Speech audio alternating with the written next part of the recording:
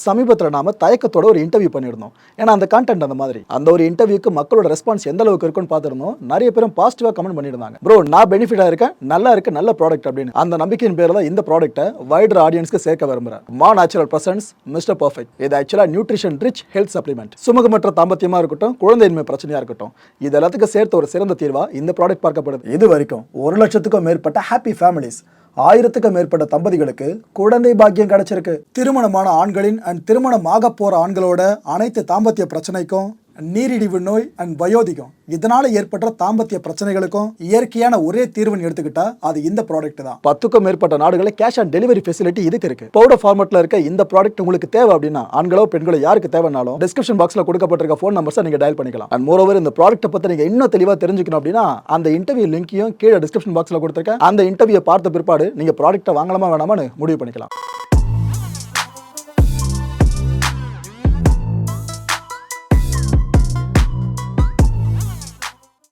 வணக்கம். Big topic with Karthik Mayakumar.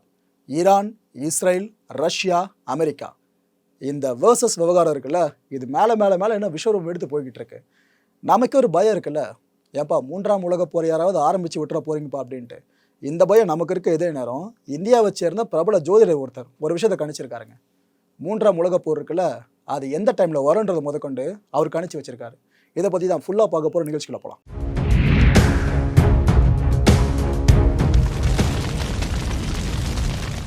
இந்த content ஆரம்பிக்கிறதுக்கு முன்னாடி ஒரு அப்டேட், உங்களுக்கு கீ அப்டேட்டை கொடுத்துட்றேன். இந்த ரைசியோட ஹெலிகாப்டர் விபத்தில் சிக்கிச்சுல, இது ஆக்சுவலாக ஒரு நாச வேலை காரணமாக இருக்கலாம், யாராவது அட்டாக் பண்ணியிருக்கலான்னு ஒரு அசம்ஷன் நிலவிட்டு இருந்ததில்ல.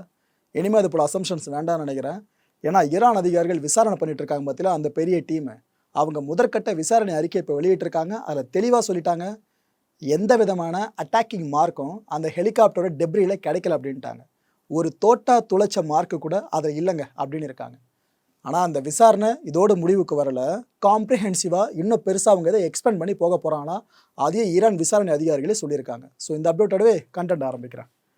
ரைசியோட மரணத்தில் மிகப்பெரிய சாதகம்னு எடுத்துக்கிட்டிங்க அப்படின்னா ஈரானுக்கு தான். எப்படின்னு கேட்குறீங்களா? இதுக்கு முன்னாடி ஈரானுக்கு சப்போர்ட் பண்ணிக்கிட்டு இருந்த உலக நாடுகள் எண்ணிக்கை குறைவு. ஆனால் இவரோட மரணத்துக்கு பிற்பாடு பல நாடுகளும் இஸ்ரேலுக்கு எதிராக திரும்பியிருக்கு. அந்த எதிர்ப்பு மனநிலை ஈரானுக்கு ஆதரவாக மாறி நிற்குது. இதெல்லாம் பார்க்குறப்ப செகண்ட் வேர்ல்டு வாரில் அணி திரண்டாங்க பார்த்தீங்களா, 2 தரப்பா, அதாங்க ஞாபகத்துக்கு வருது. ஒரு பக்கம் இத்தனை நாடுகள்னு ஃபாலோ ஆகுது, இன்னொரு பக்கம் அத்தனை நாடுகள்னு ஃபாலோ ஆகி கடைசியில் 2ஆம் உலக போரா முட்டிக்கிட்டு நின்று மனுஷகுலம் முறையாக 2 அணுகுண்டுகளை பார்க்கறதுக்கு காரணமாக அந்த 2ஆம் உலக போர் அமைஞ்சிருந்துச்சு. திரும்ப இது போல் உலகப்போர் 3 கூடாதுன்னு சொல்லிட்டு தான் ஐக்கிய நாடுகள் சபையை கிரியேட் பண்ணப்பட்டுச்சு. ஆனால் ஐநா நீ சொன்னா என்ன, நாங்கள் ஏன் கேட்கணுன்ற மாதிரி தான் இப்போ வரைக்கும் பல நாடுகளோட போக்கு இருந்துக்கிட்டு இருக்கு. இதெல்லாம் பார்க்குறப்ப தான் 3ஆம் உலக போருக்கான சாத்தியக்கூறுகள் அதிகமாகிட்டு வருது. பார்க்குறதுக்கு கோர்ட் ஸ்ட்ரக்சர் மாதிரியே இருக்குல்ல, கோர்ட்டே தான். ஆனால் நம்ம ஊர் கோர்ட்டு கிடையாது, ஐசிசின்னு சொல்லுவாங்க, சர்வதேச குற்றவியல் நீதிமன்றம். ஐநாவோட சுப்ரீம் கோர்ட்டை அதை நம்ம எடுத்துக்கலாங்க. உலக நாடுகள் சார்ந்த எதனா பஞ்சாயத்துனா இந்த கோர்ட்டில் போய் தான் முடிவு பண்ணுவாங்க. அப்பேற்பட்ட இந்த கோர்ட்டில் சவுத் ஆஃப்ரிக்கா என்ன பண்ணிட்டாங்க, இந்த இஸ்ரேலோட போக்கு சரியே இல்லை, அவங்க இந்த காசாலையும் ரஃபாலையும் போயிட்டு ஏதோ ஹமாஸ் பயங்கரவாதிகளை கொள்றோம் அப்படின்ற பேரில் அப்பாவி பொதுமக்களை கொண்டுகிட்டு இருக்காங்க. குழந்தைங்க, பெண்கள், முதியவர்கள்னு யாரையும் பாரபட்சமே பார்க்கறதில்ல, சுட்டு தள்ளுறாங்க. அங்கே கிரேவ் யார்டு நிறைய கிடைக்கிறதுல மனித புதைக்குடி, ஒரு குழியிலையும் 100கணக்கான பிணங்கள் இருக்குங்க. அதில் சிவிலியன்ஸ் எண்ணிக்கை தான் அதிகம். அங்கே மிலிட்டன்ஸ் பெருசாக பார்க்கவே முடியலன்னு ஒரு மிகப்பெரிய வழக்கை தொடர்றாங்க இஸ்ரேலுக்கு அகேன்ஸ்டாக சவுத் ஆஃப்ரிக்கா. இந்த வழக்கு சார்ந்த விசாரணை துரிதமாக முடிஞ்ச கையோடு நீதிபதிகள் தீர்ப்பை வாசிக்க ஆரம்பித்தாங்க. என்ன தெரியுமா இப்போ சொல்லியிருக்காங்க, ரஃபா அண்ட் காசா இந்த 2 பகுதிகள்லையும் இஸ்ரேல் உடனடியாக தாக்குதலை நிறுத்தணும். இஸ்ரேல் இதுக்கப்புறம் காரணம்லாம் சொல்லக்கூடாது, நாங்கள் இதை பண்ண போகிறோம், அதை பண்ண போகிறோம், நாங்கள் இதெல்லாம் பண்ணிப்போன்னு சொல்லிட்டு காரணம் சொல்லாதீங்க, இம்மிடியேட்டாக அங்கே போரை நிறுத்துங்க அப்படின்ட்டு ஐசிசியே தீர்ப்பு வழங்கியிருக்கு. ஆனால் இஸ்ரேல் இப்போ இருக்க மனநிலையில் இந்த தீர்ப்பெல்லாம் ஏற்றுப்பாங்கன்னு நம்புறீங்களா என்ன? எனக்கு சுத்தமாக நம்பிக்கையே போயிடுச்சுங்க. அப்படி அவங்க ஏற்றுக்கலைன்னா கடைசியில் எங்கே வந்து நிற்கும்? நெத்தன்யாகு இருக்கார்ல, இஸ்ரேலோட பிரைம் மினிஸ்டர், அவருக்கு எதிராக அரெஸ்ட் வாரண்ட்டை இவங்க இஷ்யூ பண்ணுறது தான் வந்து நிற்கும். என்ன ப்ரோ, இஸ்ரேலுக்கு எதிராக பல நாடுகள் திரும்புதுன்னு பார்த்தா ஐசிசியுமா அப்படின்னு கேட்டிங்கன்னா, ஐசிசியோட இந்த தீர்ப்புக்கு பின்னாடி ஒரு நியாயமான காரணம் இருக்குது. அதை நீங்கள் புரிஞ்சுக்கிட்டே ஆகணும். நீங்கள் இஸ்ரேல் ஆதரவாளரோ எதிர்ப்பாளரோ எது வேணாலும் இருங்க, ஆனால் பின்னாடி இருக்க சாலிட் ரீசனை புரிஞ்சுக்கிட்டு அப்புறம் சப்போர்ட் பண்ணதான் அகேன்ஸ்டாக இருக்கிறதும் நீங்கள் முடிவு பண்ணுங்கள். உங்களுக்கு ஒரு வரைபடம் தெரியுது பார்த்தீங்களா, இங்கே இருக்கிறது தான் ரஃபா, பக்கத்தில் பார்டர் ஒட்டி இருக்கு பார்த்தீங்களா இஸ்ரேல், அங்கே இருக்கிற இஸ்ரேலிய படை தான் ரஃபாக்குள்ளே புகுந்து கபலீகரம் பண்ணிக்கிட்டு இருக்காங்க இப்போ. இதுக்கு முன்னாடி ஏர்ஃபோர்ஸ் அட்டாக்காக தான் போயிட்டு இருந்துச்சு. இது அப்படியே நாட்பட இன்ஃபேண்ட்ரி அட்டாக்காக மாறிச்சு. இட் மீன்ஸ் காலாட்படை உள்ளே போயிட்டு இறங்கி அடிச்சு துவச்சிக்கிட்டு இருக்காங்க. இங்கே ஒரு சிகப்பு நிறத்தில் ஒரு கோடு தெரியுதுல, இந்த எல்லை கோடு தான் எகிப்தையும் ரஃபாவையும் இஸ்ரேலையும் பிரிக்கிற கோடுங்க. இங்கே இருக்க ரஃபா மக்கள் பாதுகாப்பாக வெளியேறணும் அப்படின்னா எகிப்து மனசு வச்சா மட்டும்தான் அந்த பார்டரை ஓப்பன் பண்ண முடியும், இங்கேருந்து வெளியே வர முடியும். இதுக்கு பேர் தான் ரஃபா கிராசிங் பார்டர்னு சொல்லுவாங்க. அந்த பாயிண்ட்டு, அந்த மக்கள் வெளியேற இருக்க ஒரே ஒரு பகுதி இது மட்டும்தான். இதுவும் க்ளோஸு. இப்போ இன்னொரு பக்கம் உள்ள இஸ்ரேலிய படம் அடித்து துவம்சம் பண்ணிக்கிட்டு இருக்கு. இப்போ தருது ஐசிசி ஏன் பயப்படுறாங்கன்னு சொல்லிட்டு, உள்ள ஹமாஸ் மட்டும் இல்லை, அப்பாவி பொதுமக்களும் கொத்து கொத்தாக கொல்லப்படுறாங்க. ஏன்னா எல்லா இடமும் க்ளோஸ் பண்ணி வச்சுட்டு உள்ளே நீங்கள் பாதுகாப்பான இடங்களுக்கு வெளியேறுங்கன்னு சொல்லிட்டு அட்டாக் பண்ணால் எத்தனை பேரில் வெளியேற முடியும்? இதுக்கு தான் உலக நாடுகளே இஸ்ரேலுக்கு எதிராக இப்போ திரும்பிக்கிட்டு இருக்கு, வேணாம் ரஃபால் அட்டாக் பண்ணாதன்ட்டு. இந்த கலேபுரம் ஒரு பக்கம் போய்கிட்டு இருக்கு. இன்னொரு பக்கம் சமீபத்தில் என்னாச்சு, அயர்லாந்து, நார்வே, ஸ்பெயின் 3 நாடுகளும் பாலஸ்டைனை சுதந்திர நாடை அங்கீகரிச்சிருச்சுங்க. அவ்வளோதான். ஏற்கனவே இஸ்ரேல் கொதிச்சுக்கிட்டு இருக்கு. இந்த 3 நாடுகள் வேறு இப்போ இந்த அனௌன்ஸ்மெண்ட்டை வெளியிட்டாங்களா, உடனே இஸ்ரேல் என்ன பண்ணிடுச்சு, இந்த நாடுகளில் இருக்கிற அவங்களோட அம்பாசிடர்ஸ் இருக்காங்களா, தூதர்கள்லாம், அவங்க எல்லாரையும் உடனே இஸ்ரேலுக்கு வாங்க நினைச்சு. நம்ம அங்கே இருக்க வேணாம், நமக்கு எதிரான முடிவுகள் அந்த நாடுகள் எடுக்குது, அங்கே யாருமே இருக்காதுங்கன்னு கூப்பிட்டுக்கிட்டாங்க. சம்மந்தப்பட்ட நாடுகள்கிட்ட பெர்மிஷன் கூட வாங்கலைங்க, இந்த கர்டசி கூட இல்லாமல் கூப்பிட்டுக்கிட்டாங்க. இதில் கடுப்பான இந்த 3 நாடுகளில் இந்த ஒரு நாடு இருக்குல்ல, அயர்லாண்டு, இதோட டெபுட்டி பிரைம் மினிஸ்டரான மிஷேல் மார்டின் மனுஷன் கோபப்பட்டார்.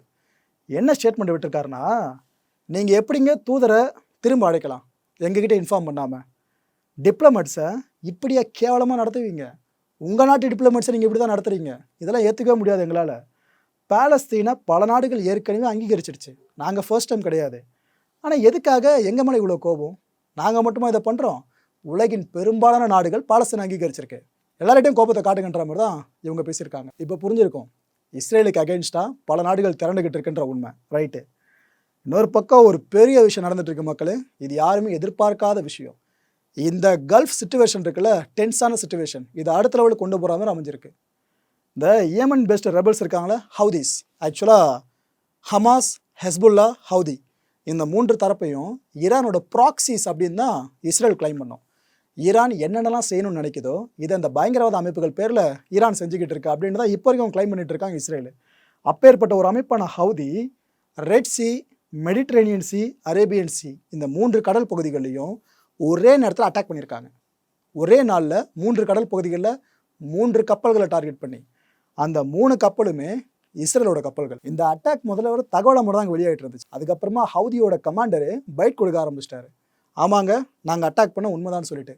அவர் என்ன காரணம் சொன்னார்னா, பாலஸ்டைன் துறைமுகம் இருக்குல்ல, இங்கே இஸ்ரேலிய கப்பல்களுக்கு என்ன வேலை, அந்த கப்பல் உள்ளே வரவே கூடாது, அதனால தான் அவங்கள தடுக்கிறத நாங்கள் அட்டாக் பண்ணோன்னு அவரே சொல்லியிருக்காரு. குறிப்பாக அதில் சொல்லணும்னா, இந்த இஸ்ரேலோட எம்எஸ்சி அலெக்சாண்ட்ரியா ஷிப்னு ஒன்று இருக்குங்க. இந்த ஷிப்பை பேலஸ்டிக் மிசைல்ஸை வச்சு இவங்க தாக்கியிருக்காங்களாம். ஹவுதிஸ் கிட்ட பேலஸ்டிக் மிசைல்ஸு புதுசாக இருக்குல்ல. அரேபிய கடலில் இந்த கப்பல் மேலே ஹவுதி நடத்துகிற தாக்குதல் இதுதான். இதுக்கு முன்னாடி அவங்க தாக்குதல் நடத்தினதே இல்லை இந்த இஸ்ரேலி கப்பல் மேலே. கரெக்டாக இந்த தாக்குதலுக்கு ஒரு நாளைக்கு முன்னாடி தான் இந்த டார்கெட் ஹவுதி ஆப்ரேஷன் அப்படின்றது விரிவாகும்னு அமெரிக்கா சொல்லிச்சு. அதாவது அமெரிக்கா படை இது வரைக்கும் ஹவுதிஸ் அடிச்சதெல்லாம் கம்மி, இதுக்கப்புறம் பெருசாக அடிக்க போகிறோன்னு அமெரிக்கா சொல்லி அடுத்த நாளே தான் ஹவுதி இந்த தாக்குதலை முன்னெடுத்திருக்கு. அமெரிக்கா வாய்விட போயிட்டு அடி வாங்கியிருக்கிறது கடைசியில் இஸ்ரேல். இப்போ என்ன நடந்துக்கிட்டு இருக்கு ரியாலிட்டி பார்த்தீங்களா? இஸ்ரேலுக்கு யார் யாரெல்லாம் எதிரிகளோ அப்படியே அமெரிக்காவுக்கு பெரிய எதிரிகளாக மாறிக்கிட்டு இருக்காங்க. இந்த ஈரானை பேஸ் பண்ண இஸ்ரேலிய விவகாரங்கள்லாம் ஒரு பக்கங்க, இன்னொரு பக்கம் யுக்ரைன் வர்சஸ் ரஷ்யா கான்ஃப்ளிக்ட், அது இன்னும் வேற லெவலில் எட்டுக்கிட்டு இருக்கு.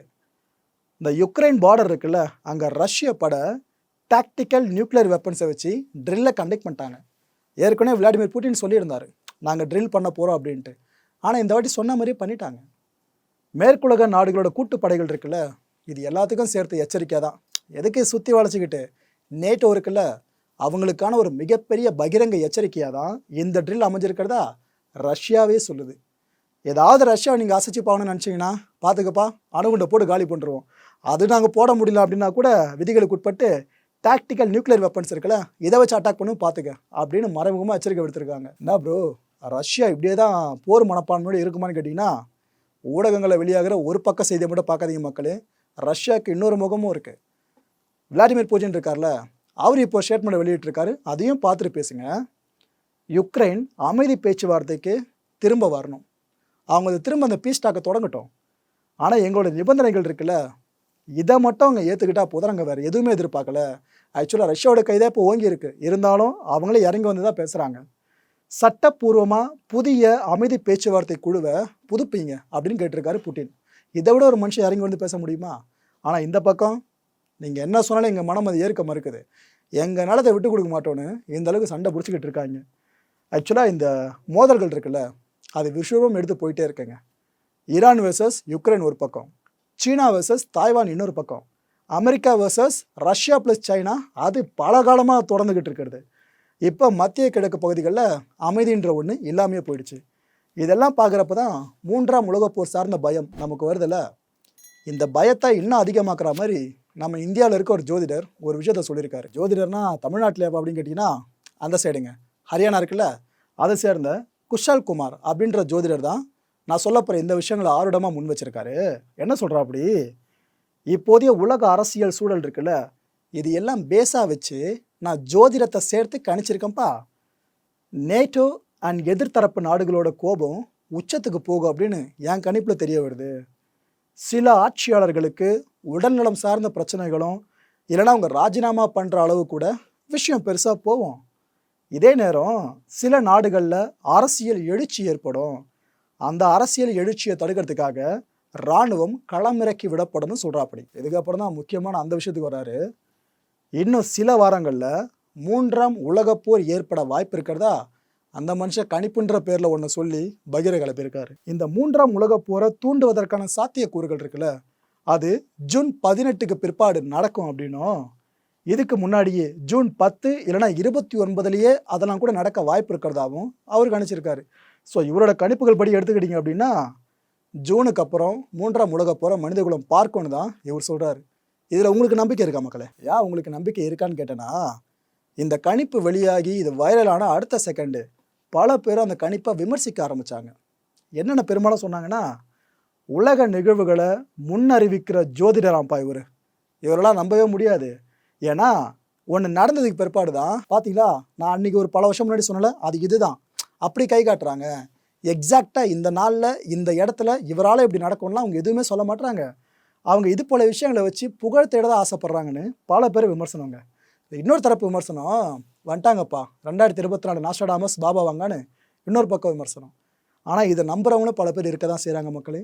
அவங்க சொல்கிற விஷயம் என்ன தெரியுமா, ஏப்பா குசல்குமார் சொன்னது ஒரு வேளை நடந்துருச்சுன்னா அப்படின்றாங்க. மக்களே, இந்த ஆரோட ஒரு பக்கம் அப்புறம் ஜியோ பாலிட்டிக்ஸ் இன்னும் மேலே போயிட்டு இருக்கிறதெல்லாம் சேர்த்து பார்க்குறப்ப ஒரே ஒரு விஷயம் தான் சிந்திக்க வேண்டியதாக இருக்குங்க. உலகத் தலைவர்கள் எல்லாருமே ஏதோ ஒரு முடிவோடு இருக்க மாதிரி தான் இருக்குது. பார்ப்போம் என்னென்ன பண்ண போகிறாங்கன்னு சொல்லிட்டு. இவங்களோட ஈகோ வாரால் எத்தனை வார் மூளை போகுதோ, எத்தனை பேர் கொத்து கொத்த சாக போகிறாங்களோ.